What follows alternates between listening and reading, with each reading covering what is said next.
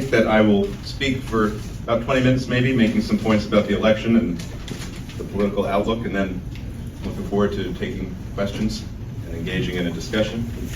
Before I do any of that, though, I have to convey the appreciation of my wife, who still talks about her memories from her BBYO youth group in the DMV area, the DC area growing up. And so she was very thrilled to learn that I'd be talking to the executive committee this morning.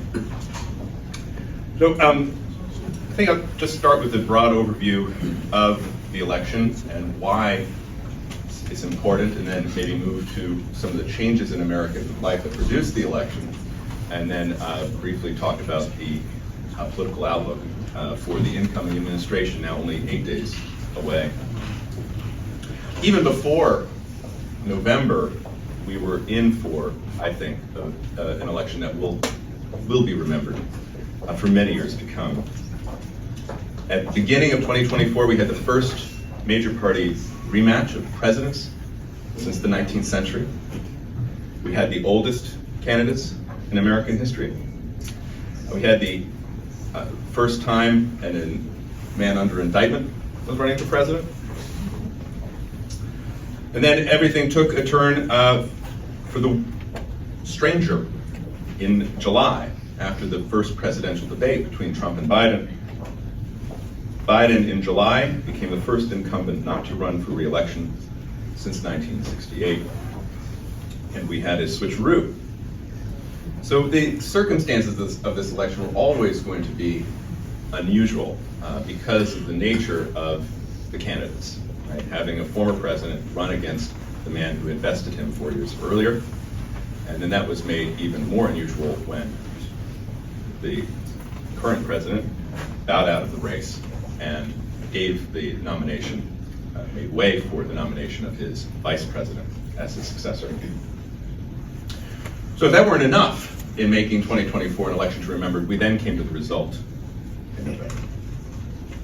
This was the first time that the Republicans had won the popular vote in a generation, since 2004. So that by itself would be noteworthy. But also noteworthy was kind of the extent and, in a way, the decisiveness of the election. Now, the winner of the election likes to call it a landslide. I don't think it's quite a landslide. I wouldn't go that far. But I do argue that the election was decisive when you consider that President-elect Trump won every single swing state. When you look at a map, and the New York Times has a very good graphic for this, showing how vote shifts from 2020. In every state, I think in every county, the vote shifted to the right. We then have, with President-elect Trump, the first non-consecutive presidential term again since the 19th century. And we have a GOP trifecta, with Republican control of both of the elected branches and, of course, a Republican-dominated Supreme Court as well. Now, a president being elected coming in with the trifecta, that is, control of the Congress, isn't so unusual in the post-Cold War, post-1992 era. In fact, every single president who's been newly elected has enjoyed that for at least the first 2 years, and usually that's all he enjoys it for. What's interesting about Trump is that this is his second term, but with a 4-year intermission. And so many people are going to be talking, I think, to you today, or you will hear in the news about how this is the second term of Donald Trump. In a way, though, I think it's more accurate to call it the second first term of Donald Trump, in a way that I'll explain a little bit later.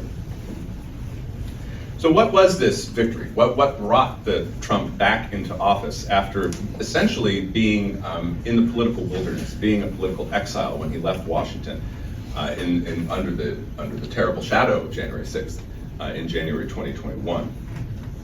Well, I think when we look at the results, we see kind of how the Trump coalition that came into office in 2017 has changed, and in fact has grown in the 8 years since. But in Donald Trump's first election, he was an outsider by far. He was the least experienced president we've ever had. He had no experience in either government or the military, which is extremely unusual. He was the first. And he ran as an outsider, as we all know. He ran as a challenger to the Washington establishment. And his election was a very close run thing. We're talking about 80,000 votes spread across 3 states. We gave him an electoral college victory, right? And that is, of course, how we determine the President of the United States. But in America, in the modern era, having a popular vote victory adds a legitimacy. I think that's the case. And certainly in the 21st century, that's been the case ever since the election of 2000 between George W. and Al Gore. So it was a close run thing. He kind of lucked himself in, right? And the basis of that luck was his appeal to what is called the white working class, essentially white voters without college degrees. And that was the core Trump support, right? He also, interestingly enough, won independence in 2016, and I'll talk about that in a second too. But between the white working class, Republicans, and independents, that gave us Trump in 2016. And he was fought from almost the very beginning. Almost the very moment he was elected, there were efforts to say that he was an illegitimate president, that he should not take office, that he should be removed from office, and that his movement was fundamentally at odds with everything that people in this city, but also more broadly, American culture expected of a president. Now we look at 2024. Going into the election, it's important to note this is the first Republican who's been nominated 3 times by his party since Richard Nixon. It's very unusual to have that level of nomination, right? Others who have had it include people who have lost all 3 times, someone like William Jennings Bryan, the great populist of the turn of the 20th century, then others like Nixon who won 2 out of 3 times. And in winning this November election, Trump becomes more like Richard Nixon, but I think more importantly, and through the lens of history, he becomes more like another 2 of 3-timer, and that's Andrew Jackson, the early 19th century populist president who came out of the Tennessee wilderness and took the White House after losing in the election of 1824, won in 1828 and 1832. Jackson and Trump, very similar figures. So, already Trump has established himself as someone who will go in the record books simply through this, the way in which he dominates the Republican Party. But between 2021 and 2024, he also expanded that coalition that put him into office in the first place. When you look at the gains among minority voters, and particularly Hispanic American voters, this does give you the sense that the election of 2024 may have longer lasting political consequences than simply just a change in partisan alignment in this city. There had been talk of many years that what Donald Trump was doing by realigning the Republican Party in some policy ways and by presenting his kind of brash personality to the public was creating a multiracial working class coalition that is not limited to voters who identify as white or who the census counts as white without college degrees, but in fact voters without college degrees across the board of all ethnicities and races. And if you basic math, there are more people without college degrees than there are with them in the United States of America. And so that gives you a political edge if you have the support of the working class. That is what happened in 2024. Also, interestingly, this is the first Republican electorate, that is, the people who voted in 2024 identified more as Republicans than as Democrats. That has not happened since Franklin Delano Roosevelt, since 1932, since the Great Depression election. It's been almost a century since the electorate has come in and said that we are Republicans. That too could have long-lasting consequences. And one immediate consequence of this change in the nature of the electorate is that Donald Trump was able to win a second term without winning independent voters. According to the AP voter survey and the national election poll, he narrowly lost self-described independent voters to Kamala Harris. A couple points. But that was better than the amount by which he lost them in 2020, where he lost independent voters by double digits. But it is still worse than how he did in 2016, when again he won independent voters by about 7 points, according to the exit polls. And typically in elections, when you win independent voters, you win the election. And Democrats have been saved by that, such as in 2012, when Mitt Romney won independents, because the electorate tends to be predominantly Democrat. That's not the case. And so that too could mean that we're in for a stronger Republican Party in the years ahead. So why did he win? Well, I think there are four broad reasons. The first is President Biden's weaknesses. President Biden had a chance to step aside and live up to his pledge to be a bridge between different generations of Democrats after the 22 midterms. Remember, a couple years ago, the Democrats overperformed in the midterms. Typically, midterms go very poorly for the party in power. In this case, the Democrats did lose control of the House, but they were able to hold on to the Senate. They were able to hold on to some key governorships, mainly because Trump on January 6th still had a negative effect on the Republican Party, and because independents were still not ready to forgive Donald Trump at all. Biden chose not to step aside. And that, I think, put the Democrats in a very weak position.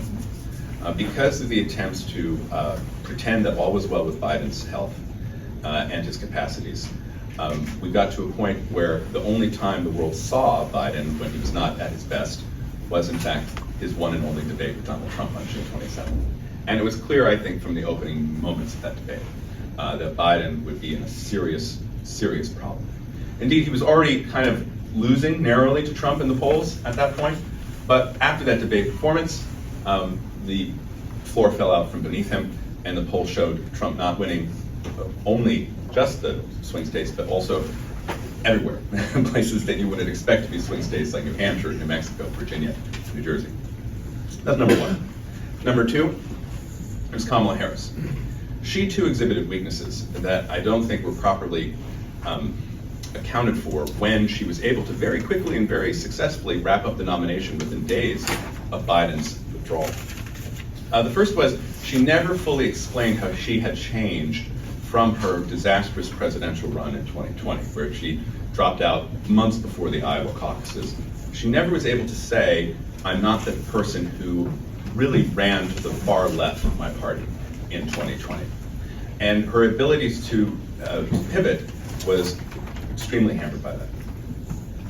The second big problem was she never was able to separate herself from Biden. And of course, one of the signal moments of the campaign, when we look back, was her interview on The View. Now, you'd think this would be a very friendly media environment for her. I think it ended her campaign, because when Sonny Hostin, again, a friendly interlocutor, asked her, you know, looking back, would you have done anything differently than Joe Biden? She said, not a thing comes to mind. And that, of course, I think encapsulated her problem in separating herself from the president, who was very unpopular. Now, why was the president unpopular? It just wasn't his performance at the debate. It was the Biden-Harris record. And I think that was the third thing that really contributed to Trump's victory. The Biden-Harris record began to show consequences very early on in 2021. The border began experiencing stress in the spring. Biden said it was temporary migration. Inflation started showing up in the late spring. The Biden economic team said it was transitory. And then the pullout from Afghanistan. Biden's approval rating sunk below 50% after the deaths of our 13 US service members. He never got above 50% again in the rest of his term. The Biden record seriously, I think, hampered any Democrat's chances of winning against Donald Trump in 2024. Just think about the economy. The inflation that did not turn out to be transitory, in fact, it turned out to be record inflation, eroded the standard of living and wages to such an extent that people were looking fondly back at the Trump years. There was a sort of Trump nostalgia. And I think that was only compounded, indeed, after October 7th and the state of the world between the war in Ukraine, the war in the Middle East, and the disorder on our campuses and in city streets. So the Biden-Harris record, I think, contributed a lot to that. Before I close, I want to talk a little bit about the differences between now and 2016, and then the challenges ahead. You know, it's funny, I mentioned that Trump was the least experienced president ever when he came into office. I now, in 2016, 2017, I now think you could make an argument that Trump is the most experienced president ever, certainly in the modern era, because there's never been a president who lost and then had 4 years to think about what he would want to do and who he would bring in, and then came back. And so it's just the case. I mean, when you consider it as Trump's first term, you've never had a first-term president who has this experience. It's an ontological point, right? So Trump is more experienced, and he's more prepared for what he wants to do. The second thing that's changed is that he has loyalists around him. When you look at these cabinet selections, the first thing that's important to Trump is that the cabinet person looks the part, and especially looks good on TV and is able to communicate on TV. This is Donald Trump we're talking about. That's criteria number one. Criteria number two, though, is loyalty. He is surrounded by loyalists. Loyalists who are, sometimes divergent from him in policy, but who don't think that their job is to school Donald Trump, to tell him, no, this is the way things are done. That was, I think, a way you could talk about Trump's first team in his first administration. For the first couple of years, he had many people around him, many people who were grandees in business or in the Republican Party or in the national security world, who thought they knew the way to do things was right, and that Donald Trump was an amateur who was wrong. Separating whether Donald Trump was an amateur who was wrong, this time, the people around Donald Trump say, no, we agree with you, we want to implement your agenda, tell us what to do. That's a huge difference. And you just think about the two chiefs of staff, right? The first chief of staff Donald Trump had in his first term, he ended up having four. The first one was Reince Priebus, who was the head of the RNC during the 2016 election. Reince Priebus wanted Trump to drop out of the race after the Access Hollywood tape leaked in October of 2016, right? He did not like Donald Trump, and Trump knew it. I compared that with Susie Wiles, who's going to be the chief of staff starting next Monday. Susie Wiles goes back with Trump a long ways. She is not interested in the limelight. She's not interested in telling Trump, I know better. What she's interested in is, Trump, tell me what you want to do. I'll let you know in private whether I think that's the right way to do it, but whatever you decide, I'm going to go and execute. That's a huge difference. Another huge difference, and speaking to the Priebus-Wiles dichotomy, is that the Republican Party has been transformed. It is now the party of Donald Trump. I looked at some numbers today. 68% of the House Republican Conference have been elected since 2016. That includes, of course, this newly re-elected Speaker of the House, Mike Johnson, who came in 2016. 45% of the Senate GOP conference is post-Trump 2016. So these Republican majorities in Congress are Trump majorities. Contrast that with, again, 2017, who was Speaker of the House, Paul Ryan. Well, Paul Ryan had a very independent political profile, right? Paul Ryan was no Trump fan, and he came out of a different tradition. Think about the Senate leader, the longest serving Senate leader, who just stepped down, Mitch McConnell. Not a Trump fan. The new Senate leader, John Thune, he's not, I'd say, the biggest Trump fan, but he understands that he is there leading a Trump-dominated conference in the Senate. This party has been transformed. Another point there, the platforms. The 2016 platform, committee document, very much in line with the Reagan, Bush, Romney Republican Party. 2020, there was no platform. Trump doesn't really like platforms. He thinks they kind of bind candidates. He doesn't think anybody reads them. He certainly doesn't read them. He didn't have a platform.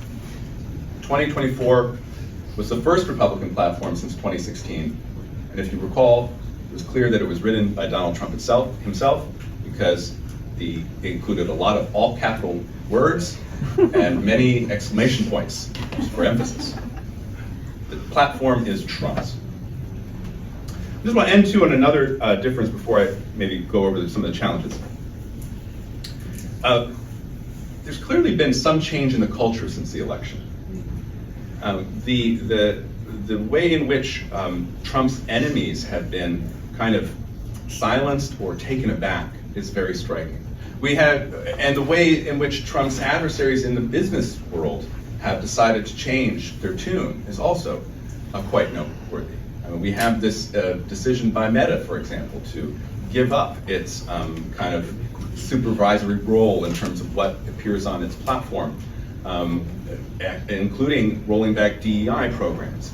That's happening not just in Meta, but throughout the corporate America.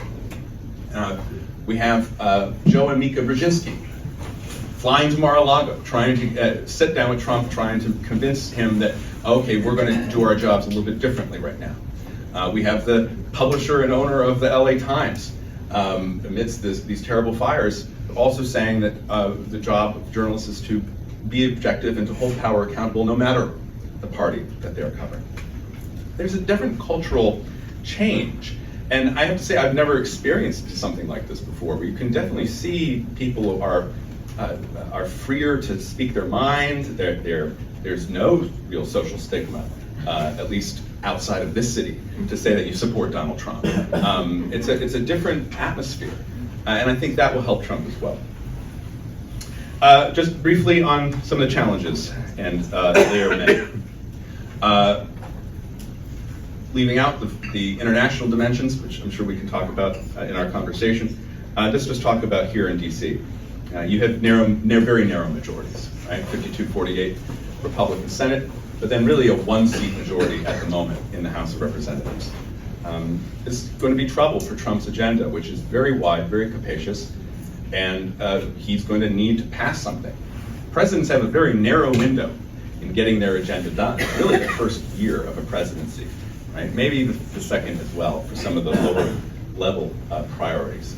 You have 1 year to get Trump's tax bill, energy, border, deregulation, all of the parts of this domestic agenda that he wants to pursue. And with these narrow majorities, that could be difficult. The Senate has already shown independence from Trump. If you recall, right after the election, Trump and the MAGA world said, you know what, the way for Trump to get his cabinet picks in is to immediately go into recess after Trump is inaugurated on January 20th, and that would allow Donald Trump to recess appoint his entire, not his cabinet, but literally all of the 11,000 political appointees, which they're making good progress, I think, in naming down in Mar-a-Lago. Well, John Thune, who had just been elected the Republican leader, said, we'll take that under consideration. And of course, that was the end of this discussion. There's no one now as arguing that the Senate should make recess appointments. That may surface later if some of the confirmations are slow. But what it showed was that there is still an independent Senate. The Senate is different from the House.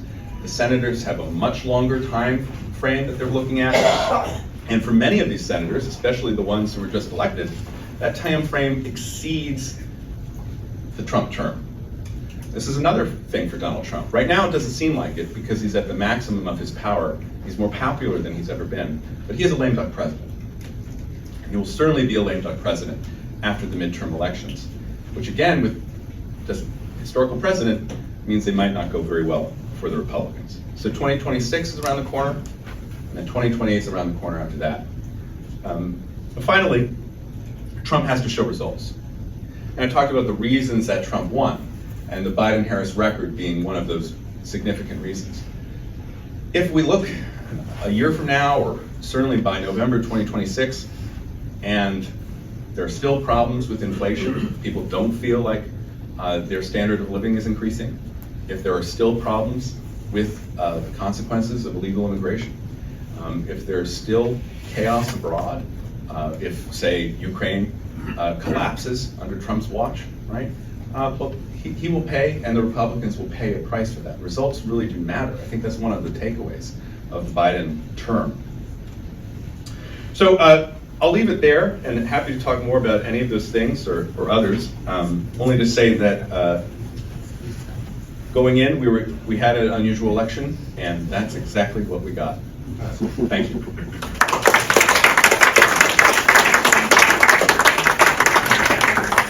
Matt, thank you very much. We have time now for questions and answers, and you know what they say about the moderator in these cases. The moderator has the prerogative, it's always a prerogative, to ask the first question. I'm going to exercise a double prerogative and ask you two questions because there was so much to pick and choose from in what you just said. Regarding the transformation of the Republican Party that you described, you know, Donald Trump, for better or for worse, is a very galvanizing political figure.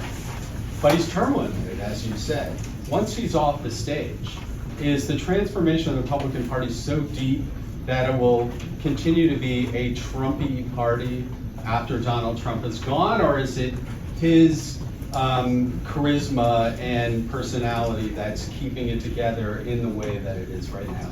That's one thing. Okay. The second thing is, the Jewish community and organizations like B'nai B'rith, we love alliances and coalitions, where, as I said, a nonpartisan, bipartisan organization. And when it comes to support for Israel, it's so important that that support reach deep into both parties.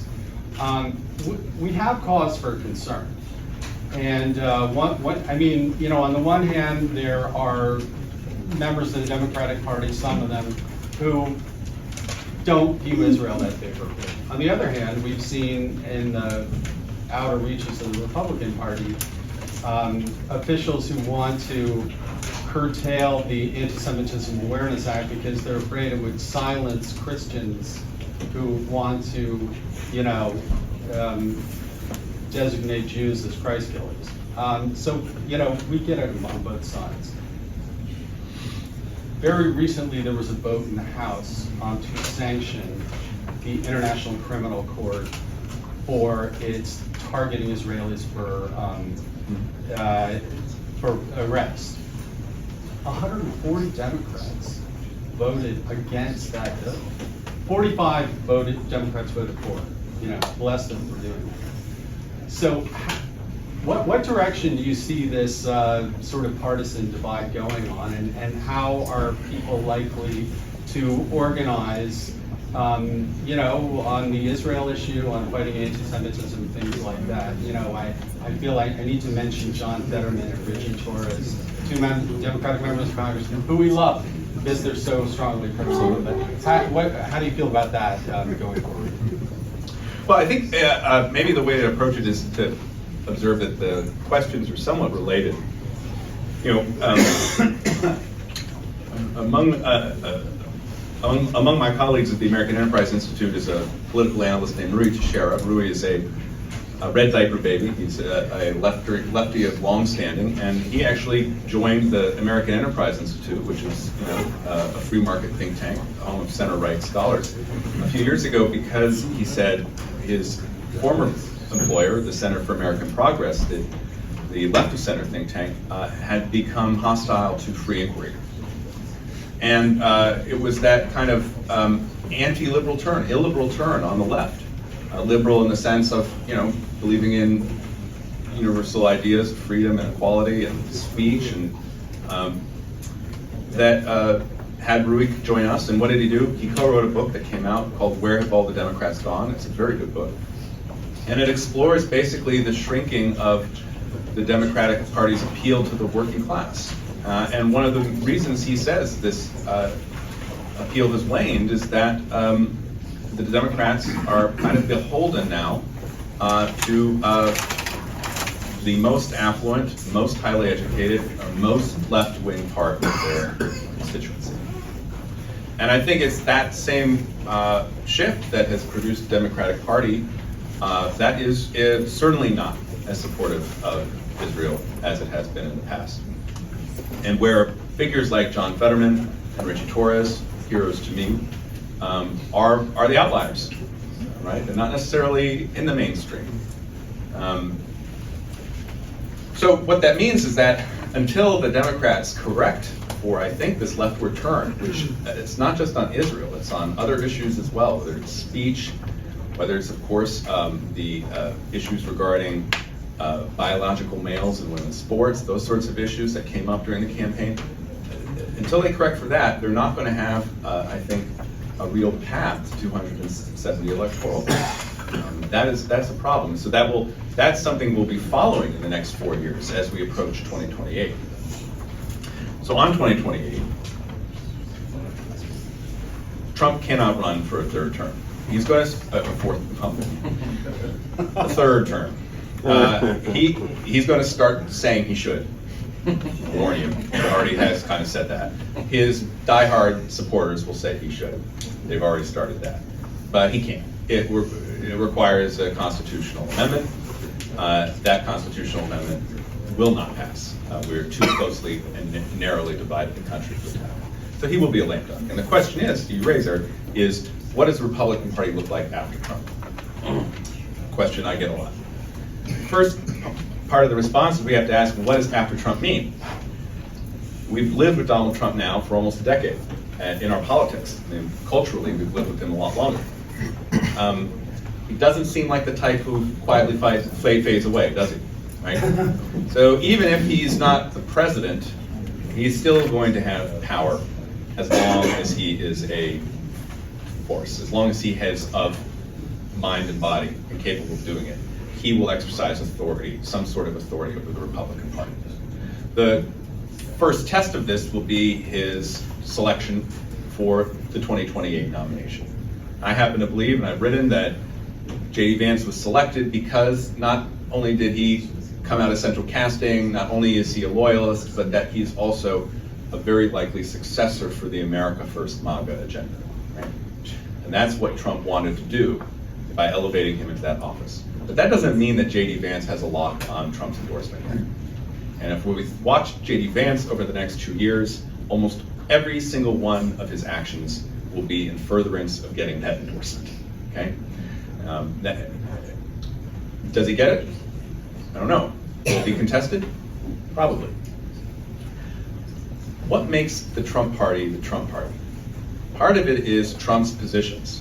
Okay? Trump took on the DC establishment of the Republican Party on a few issues. One was immigration, illegal immigration.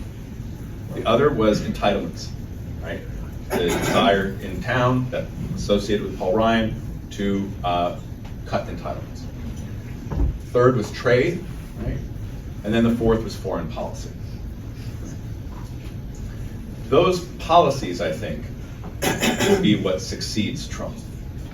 What you can't transfer to another candidate is the person, the personality, right? Who is polarizing. Half the country despises him, but the other 49% is at least willing to tolerate him, and a smaller percentage of that loves him. What can't you transfer? The Donald Trump who shows up at these UFC fights with his entourage, and all of a sudden get the whole crowd get stills, and the champion hands him the belt, or Joe Burrow, the quarterback's in the crowd and wants to shake his hand. The Donald Trump who makes it a priority to go to East Palestine, Ohio, after the train derailment, and show solidarity with the town there when Biden hadn't visited. The Donald Trump who says, you know what, I want to make more of this story about whether Kamala Harris worked at McDonald's, so I'm going to go to a McDonald's in Pennsylvania and work there at the drive-thru or Kodawa and hand out the fries, right?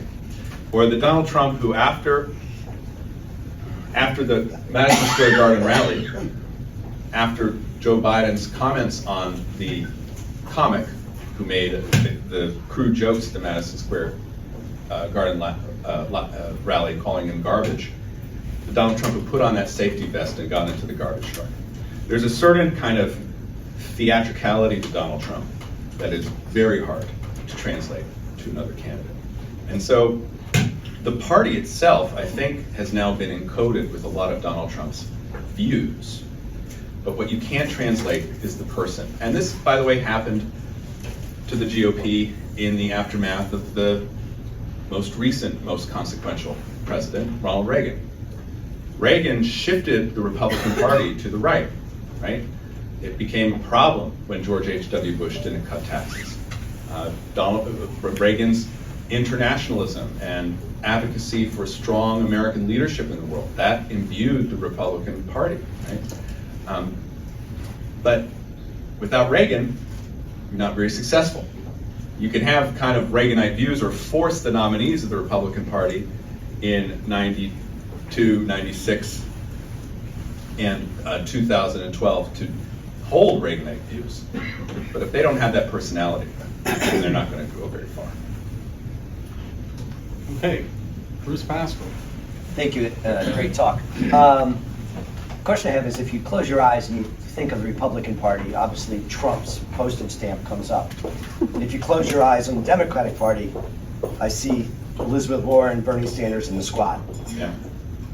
Is that gonna, they're obviously sitting in a room somewhere like in DC today saying, we got our butts kicked, first time in 100 years, there's more Republicans. Is that gonna change? Are they soul searching and realizing we have to have a path to victory, or are we still gonna see the same squad 4 years from now? It will change. The question is what the horizon is. You know, I think a lot about 2004. That's the last time the Republicans won the popular vote. And it changed pretty quickly in the Democrats' favor. Bush won that election in 2004 based on national security. He was the 9/11 president. People trusted him with national security more than John Kerry. He wins. But what does he do? He comes out and says, well, now I'm going to introduce personal accounts of Social Security, and I want to do a comprehensive immigration reform. People were like, well, we didn't sign up for that. Then you had Katrina, and then you had the mosque bombing in 2006 when Iraq descended into civil war. Okay? So everything went south. Second terms do not go very well for presidents. At the same time, you had Democrats like Rahm Emanuel and Chuck Schumer say, okay, we have to connect with they were called NASCAR voters then. We have to connect with the NASCAR voters who put Bush back into the White House in 2004. And so we're going to select candidates who we think have appeal to the working class. Some of those candidates, John Tester, Sherrod Brown, right? Bob Casey Jr., all of whom were voted out 18 years later. So I do think that there are Democrats who understand the problem. The question is, are they in positions to have an actual influence over the problem in order to address the problem? And that's where I'm not so sure. Because when you think about the vote that you just mentioned on ICC stuff, you begin to think, well, maybe when you kind of the tone deafness, right? Whether it's Kathy Hochul praising her subway policies within days of the person being immolated on the subway, what's happening in California right now obviously will have political repercussions. It's not clear that the people are there who will have a sense that the Democrats need to move away from some of the positions they've taken over the last at least half decade. I will say one thing though, these things come from outside DC, you know, and that's one reason why people like me are always a little bit late to the party, because when you have a big movement, it doesn't start in Washington. It comes outside and then affects Washington. And yes, obviously Trump comes to mind too, but so do the Sandinistas on the left, and so did the Obama movement, right? Barack Obama had just been elected to the Senate in 2004. When he decides to run 2 years later, 2 years later is when he made the decision to run for president in 2008, right? And that was something he ran against his party. I think the next winning Democrat is going to run against his party. By the way, so did Donald Trump, right? So until you start seeing a Democrat say, this is it, I'm running against my party, on whether it's, I don't know, I mean, it could be something that I don't really like it could be, I'm going to go against my party's foreign policy, right? I mean, it could be something different. It could be, I'm going to go against my party's cultural agenda. Of course, that's what worked for Clinton, you know? Until you see that, then I don't think, until you see that, then we won't be able to say that the Democrats have gotten the act together. Yes. Yeah. Would you care to make a comment on the potential ability of Trump to get the appointments that he has Sure. suggested to the Senate? Yeah. And who might or who might not Yeah. succeed? Sure. Well, again, here's one difference between 16 and 20. You know, Trump didn't pick a Secretary of State until late December of 2016. Remember, he had dinner with Mitt Romney, kind of teased him along, you know. This time, all of the major appointments were named very quickly. And now they're even getting down to the sub-cabinet level in terms of the people they're naming. I think there are 3 appointments who are most at risk right now. I think Pete Hegseth remains a risk, the nominee for Secretary of Defense. There was a moment about a month ago where his nomination was within, I think, hours of being pulled. But he was able to rescue it in 2 ways. He showed and demonstrated to Trump that he wanted to fight for that nomination. And secondly, he was able to leverage MAGA media to intimidate Republican senators like Joni Ernst about it. That might not happen if another story drops about Pete Hegseth. The second one who's in danger is Tulsi Gabbard, the nominee for Director of National Intelligence. My understanding is she's not been very impressive in some of her meetings with senators. She clearly has foreign policy views that are far outside the mainstream, that in fact are different than Trump, in particular on, I think, the most important foreign policy issue in the next 6 months is Iran, right? I think Trump is going to move on Iran very quickly. And Gabbard has criticized Trump's Iran policy in the first term, which was a policy of maximum pressure. And of course, the killing of Qasem Soleimani. So Gabbard, I don't know. And then finally, RFK Jr. RFK Jr. is an interesting case because he has an independent political base. But that independent political base may not surmount the obstacles caused by the most powerful special interest in the country, America's farmers. And the red state senators who depend on ag don't like RFK Jr.'s views about the American food industry, okay? And so that actually, I think, is where he's most vulnerable. Not on vaccines, not on his other kind of quirks, let us say. It's this, he's going to have to surmount the red state senators' problems with how he wants to essentially revolutionize American food production. Okay, I know our next speaker is here. Do we have time for one question? Yes. Yes, just as a follow-up question, looking at your crystal ball, do you think the Obama charisma has been damaged by this past campaign and some of the other so-called Democratic leaders? And as a follow-up, do you see anybody within the Democratic Party that we don't even hear about that might be somebody that we'll be hearing more about in the next coming months? Sure. I do think that this election was the final rebuke to Barack Obama. Obama was a political phenomenon. He was a very consequential Democratic president. He won re-election in 2012. His effect down ballot for the Democratic Party was nothing less than catastrophic. By the time Barack Obama's term ended in 2017, the Democrats had lost every single branch of government. They were in a minority in governorships, and they had lost thousands upon thousands of state legislatures. The Obama charisma never translated down to his party, and I think the Obama style and the Obama policies of his second term are what shaped the political climate that gave us Kamala Harris and the Trump victory. So the fact that Obama put a lot on the line here in 2024, to the point where he was scolding black men in Philadelphia for their sexism, is pretty amazing to me. And he was rebuked. And so it was something to watch Obama and Trump joke together at the Carter funeral. Because it seemed to me that was, in fact, something that I don't think I would ever have witnessed in my life, which was the humbling of Barack Obama. And it has happened. And so I do think that the next Democratic president will not embrace the Obama legacy or approach. Who that person will be, I really can't tell you. But he's already been mentioned before, but I think I would look at this 2026 Democratic primary for governor of New York very closely. And if Richie Torres is able to beat Kathy Hochul, he'll be a Democratic star. I don't think it comes from the House. There hasn't been a Republican or Democrat elected to the presidency straight from the House. Do you think New York will ever go Republican as a state? Well, we'll go sooner than Texas. I mean, right now, Republican targets for 2028 include New Jersey. There's no question. New Jersey is now a purple state. Thank you. Thank you.